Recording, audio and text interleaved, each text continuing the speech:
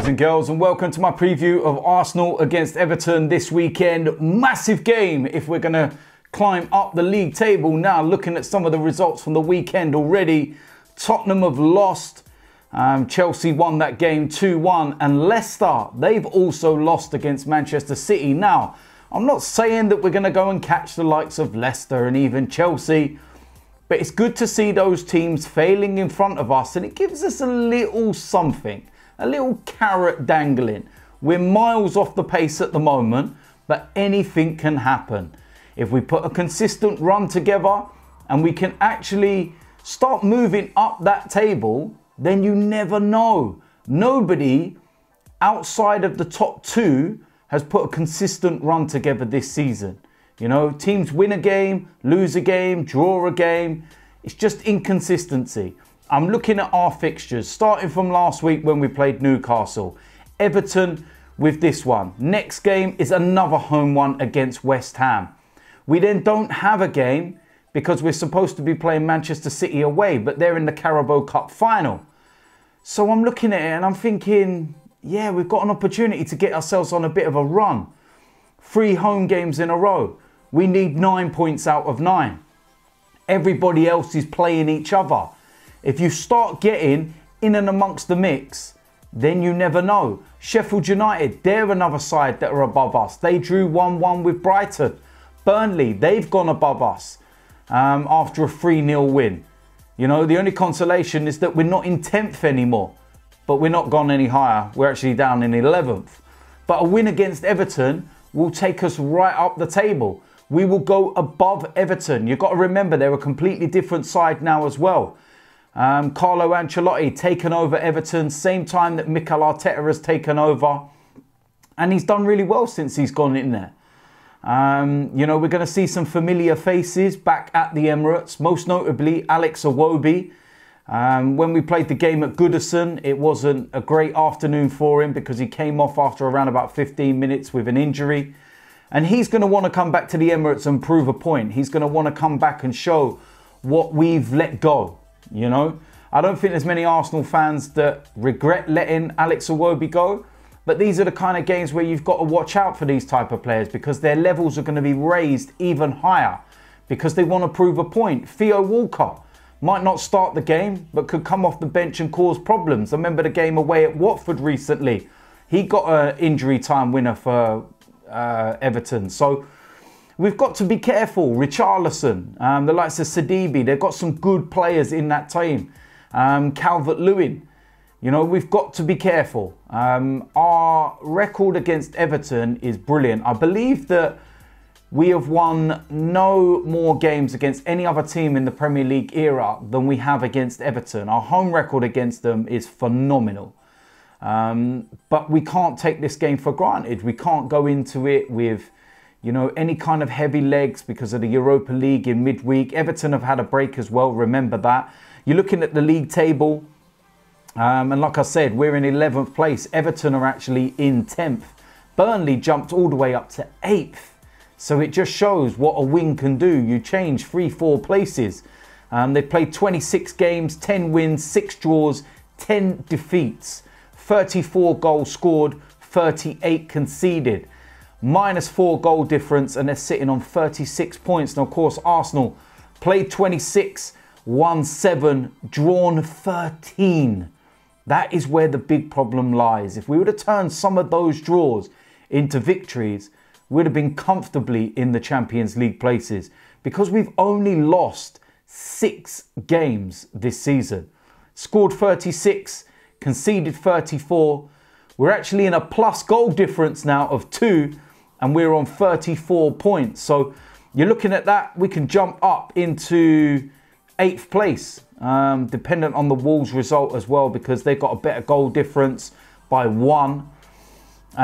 So yeah, we could jump, you know, right up those 3-4 places, like I said. And, you know, things are that tight between the top 4 and right down to 11th and 12th. Even Southampton, they're on the same amount of points as us. They got a win, but they're on -14. Doesn't help when they conceded 9 in one game. But yeah, we're in and amongst the mix. Chelsea, They take up that last Champions League place in 4th, and they're on 44 points. So you're looking at it and you're saying a win tomorrow. What's that? 7 points? It's not a lot, is it? Let's be real about it. We would be 3 points behind Spurs, who sit in 5th.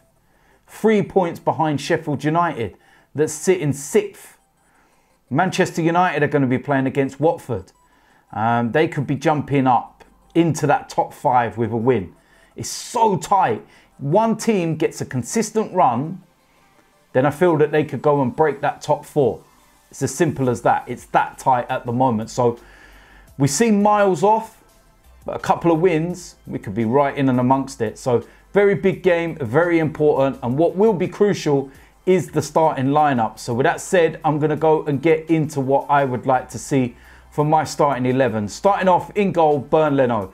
Very straightforward decision. Thought he would not have been playing in the midweek game in the Europa League, but Mikel Arteta has made his intent very clear that the Europa League is important and he's going to be playing his best players, and one of those is our goalkeeper. So no change here. Leno in goal. In defence, I'm going to go with Hector Bellerin on that right-hand side, but from the press conference, there's a slight doubt, so we're not too sure. There's also a slight doubt over Sokratis, but if either of those ain't available to go there, then Maitland-Niles, as simple as that. But I think Hector will be all right, so we'll have Hector on that right-hand side, and he's going to have to be on his game because the likes of Richarlison and that as well, we're going to have to watch out for him.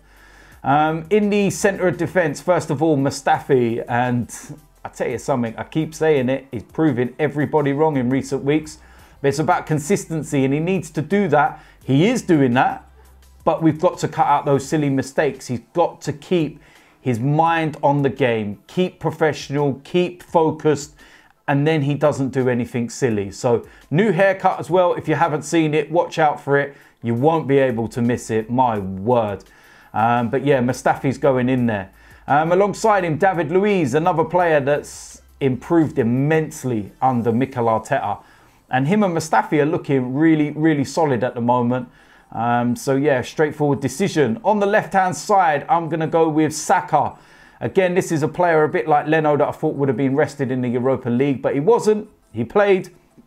And I think that he'll play in this one.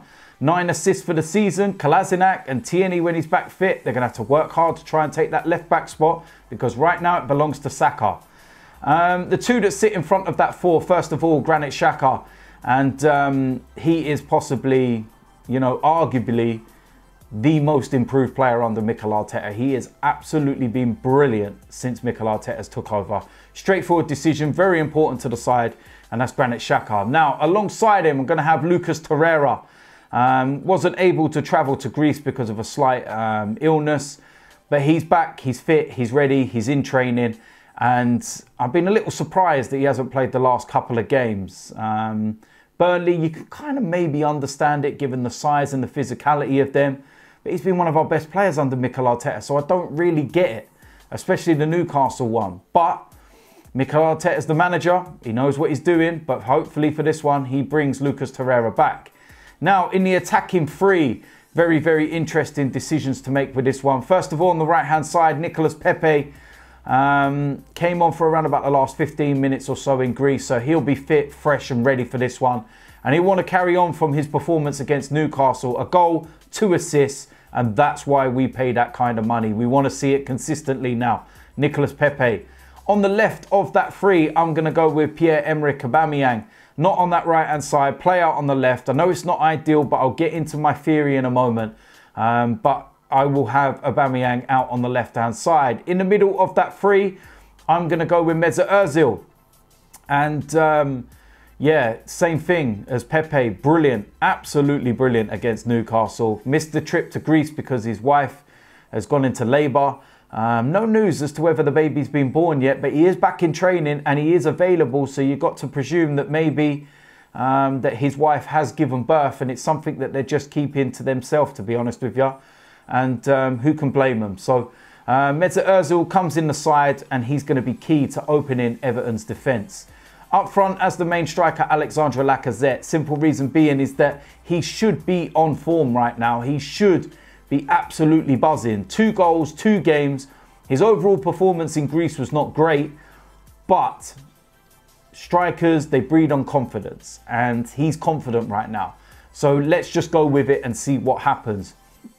I'm still in kind of 2 minds with Dani Ceballos, a little further back, but I want to bring Torreira in now. I think it's going to be a different game to like the Newcastle one. Everton won't really sit as deep as Newcastle and try so counter-attack football.